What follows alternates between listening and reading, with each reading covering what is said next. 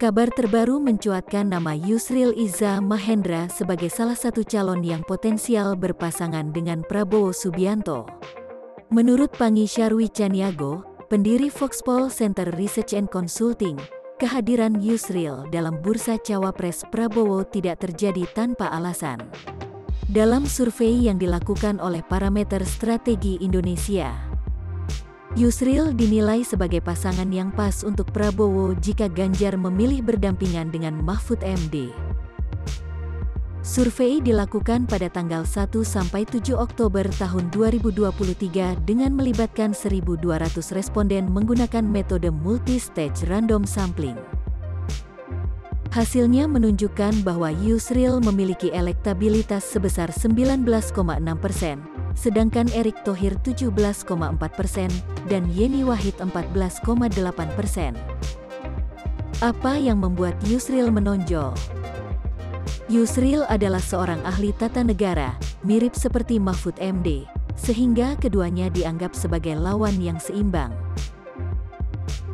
Namun, Yusril memiliki keunggulan tambahan, yakni pengalaman dalam dunia politik sebagai Ketua Umum Partai Bulan Bintang, PBB. Yusril adalah representasi dari luar Pulau Jawa, yang sangat ideal mengingat Prabowo berasal dari Jawa. Sebaliknya, Mahfud MD dianggap memiliki kelemahan karena pasangan Jawa dengan Jawa, mengingat Ganjar juga berasal dari Jawa. Menurut Pangi, Mahfud MD memiliki potensi dukungan dari kalangan Nahdlatul Ulama, NU, tetapi ada potensi terbelahnya masa NU dan PKB.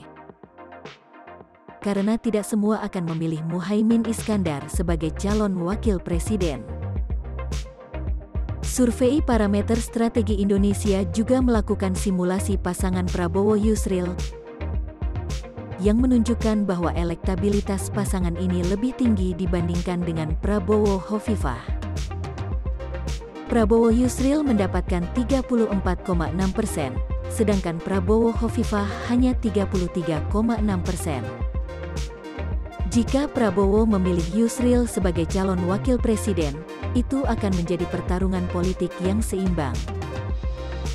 Yusril dianggap sebagai tokoh yang cocok untuk menantang pasangan Ganjar Mahfud atau Anies Cak Imin. Itu dia perkembangan terbaru dalam bursa calon wakil presiden di Indonesia.